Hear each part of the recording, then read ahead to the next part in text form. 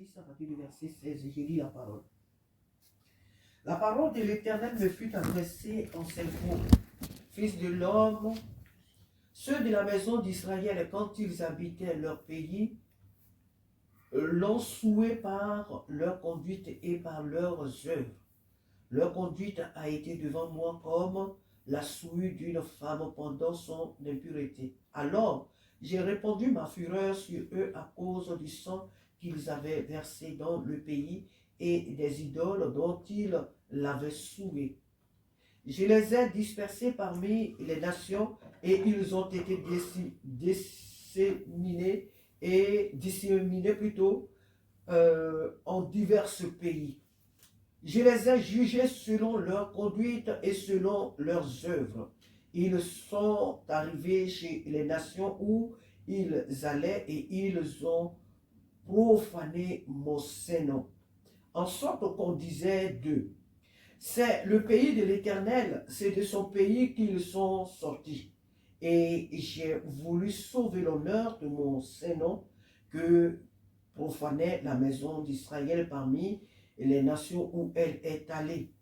C'est pourquoi dis à la maison d'Israël, ainsi parle le Seigneur l'Éternel, ce n'est pas à cause de vous que j'agis de la sorte, maison d'Israël, c'est à cause de mon Saint-Nom que vous avez profané parmi les nations où vous êtes allés. Je vous sanctifierai, je vous sanctifierai, excusez-moi, je sanctifierai mon grand nom qui a été profané parmi les nations que vous avez profané au milieu d'elles. Et les nations sauront que je suis l'Éternel, dit le Seigneur l'Éternel, quand je serai sanctifié par vous sous leurs yeux.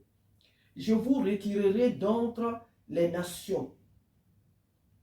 Je vous rassemblerai de tous les pays et je vous ramènerai dans votre pays.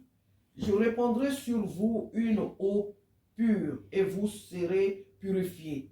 Je vous purifierai de toutes vos souillures et de toutes vos idoles. Je vous donnerai un cœur nouveau et je mettrai en vous un esprit nouveau. J'ôterai de votre corps le cœur de pierre et je vous donnerai un cœur de chair. Je mettrai mon esprit en vous et je ferai en sorte que vous suiviez mes ordonnances et que vous observiez et pratiquiez mes lois. Vous habiterez le pays que j'ai donné à vos pères. Vous serez mon peuple et je serai votre Dieu. Je vous délivrerai de toutes vos souillures. J'appellerai le blé et je le multiplierai. Je ne vous enverrai plus la famine. Je multiplierai le fruit des arbres et le produit des champs afin que vous n'ayez plus l'opprobre de la famine parmi les nations. Alors vous vous souviendrez de votre conduite qui était mauvaise et de vos actions qui n'étaient pas bonnes. Vous vous prendrez vous-même en dégoût à cause de vos iniquités et de vos abominations. Amen. Je vais m'arrêter là. Ce matin, je l'ai lu jusqu'à la fin, mais je vais m'arrêter là. Nous devons comprendre ici, ce matin, que Dieu appelle son peuple à la repentance. Le peuple d'Israël qui s'était détourné de Dieu, et c'est à cause, ce n'est pas par un plaisir que Dieu a dispersé les enfants d'Israël parmi les nations. Ce n'est pas par plaisir ou par un plan prémédité que Dieu a dispersé les enfants d'Israël parmi les nations. C'est à cause de leur désobéissance. C'est à cause de leur rébellion que Dieu les a dépossédés en les dispersant, en les envoyant parmi les peuples. Mais malheureusement, comme nous dit la parole de Dieu, là où Dieu les a dispersés, partout Dieu les a envoyés, ils n'ont pas eu à cœur de se repentir. Ils n'ont pas eu à cœur de chercher Dieu. Au contraire, ils ont même perverti par leurs œuvres mauvaises, là, ils ont perverti encore même les nations au milieu desquelles Dieu les a envoyés. Là où Dieu les avait dispersés, s'ils adoraient des montagnes, ils adoraient des bois, ils adoraient des rivières, ils adoraient, je ne sais pas, toutes sortes de choses, des bois. Ils ont continué cette conduite-là parmi les nations. Ils ont même induit même les nations en erreur. Et Dieu n'a pas aimé ce que ce peuple-là a fait. Mais quand nous lisons jusqu'à la fin de ce passage, le Seigneur dit, voilà encore sur quoi je me laisserai réfléchir. Ce peuple-là ne s'est pas repenti. Au contraire, c'est Dieu. Il ne s'est pas repenti en venant vers son Dieu. Mais c'est Dieu encore qui est allé vers ce peuple parce qu'il les voyait et il n'avait pas le cœur vraiment de revenir à Dieu. Ils s'engouffraient de jour en jour. Ils s'enfonçaient de jour en jour dans le mal. Aucun d'eux n'avait le cœur de retourner à Dieu. Mais au contraire, ils continuaient de faire le mal. Et Dieu, dans sa grande miséricorde, leur a tendu la main. Et nous voyons toutes ces bénédictions même que Dieu leur accorde. Ce matin, nous sommes le peuple de Dieu. Nous sommes les enfants de Dieu. Et beaucoup de choses arrivent dans nos vies, nous disons, oui, certainement c'est Dieu qui le permet. Oui, Dieu permet que ce mal m'arrive. Oui, Dieu permet que telle chose qui ne sont pas, c'est Dieu qui le permet. Non, Dieu ne permet pas souvent certaines choses parce que c'est ce qu'il veut de nous. Certains mots ne nous atteignent pas parce que c'est ce que Dieu veut de nous. Mais c'est souvent à cause de notre désobéissance que ces choses-là, Dieu les permet. Alléluia. Et donc, au milieu de ces choses-là, nous devons comprendre qu'en tant qu'enfant de Dieu, le Dieu à qui nous appartenons est un Dieu saint, est un Dieu pur. Et donc, en aucun cas, il ne peut se complaire, il ne peut s'asseoir dans des ordures qui est le péché. Il ne peut accepter le mal. Et nous devons avoir chaque fois le cœur de nous tourner vers Dieu, de revenir à Dieu. Nous devons à tout moment avoir le cœur de repentance. Que ce soit les nuits, à chaque moment que nous nous tournons vers Dieu, nous devons demander pardon à Dieu.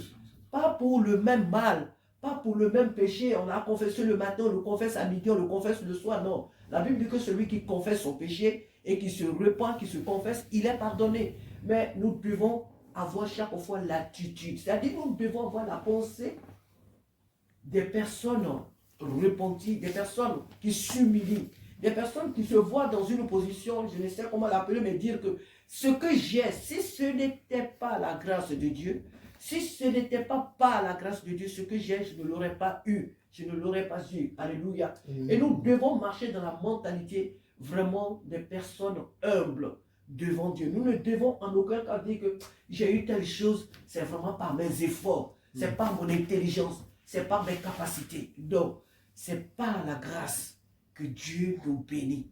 C'est par sa grâce qu'il nous accorde ce que nous avons. Alors nous devons tout le temps marcher dans une attitude de reconnaissance. Ce matin, Dieu nous bénit.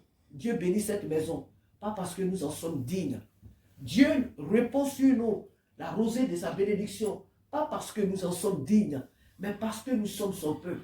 Et parce que ce Dieu-là qui est un Père a compris que lorsque nous pleurons, lorsque les nations qui nous entourent se moquent de nous, c'est vrai que ces nations se moquent de nous en tant que des êtres, mais c'est lui, Dieu, qui est concerné. Parce que ces nations nous identifient en lui.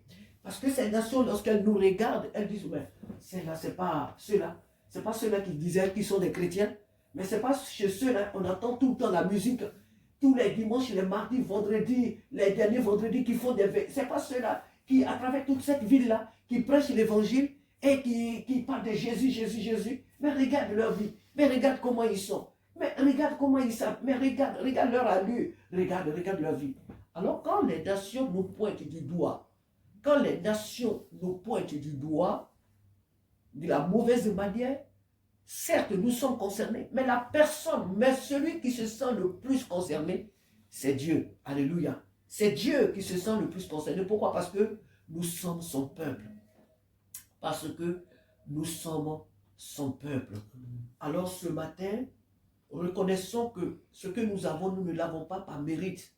Ce que nous obtenons de Dieu en cette fin d'année et les années à venir, nous ne l'obtenons pas à cause de nos bonnes œuvres, mais c'est tout simplement par grâce. Et le désir de Dieu n'est pas de nous dissimer parmi les nations. Le désir de Dieu n'est pas de nous envoyer en exil parmi les nations. Le désir de Dieu n'est pas que nous soyons confondus aux autres peuples. Alléluia. Le désir de Dieu que nous nous tenons constamment devant lui. Et si lui, par sa volonté, par son désir, il nous envoie parmi les nations, c'est en mission pour propager sa parole. Mais ce ne sera pas à cause de notre désobéissance qu'il va venir nous déposséder. Conservons la présence de Dieu. Aimons Dieu. Obéissons à la parole de Dieu. Aimons Dieu parce qu'il nous a vraiment aimés. Regardez ce matin ce que Dieu fait. C'est lui qui vient à nous. C'est lui qui nous bénit. C'est lui qui multiplie les produits de nos maisons. C'est lui vraiment qui nous rassasie de bien. Alors ayons toujours ce regard d'amour, ce regard de crainte, d'obéissance à l'Éternel. Honorons notre Dieu. Honorons Dieu. Servons-le vraiment de tout notre cœur dans cette famille.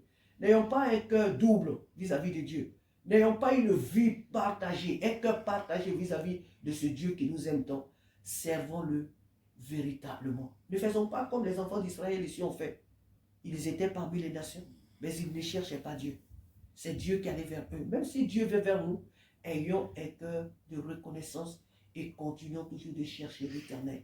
Que Dieu soit béni ce matin, que le Seigneur soit glorifié pour sa grâce sur cette maison, pour son amour infini vraiment envers cette maison, et que la paix qu'il nous a donnée, que nous la conservions. Oh, alléluia, que nous conservions cette paix. Que son nom soit béni pour vraiment la compassion qu'il a pour cette maison. Amen.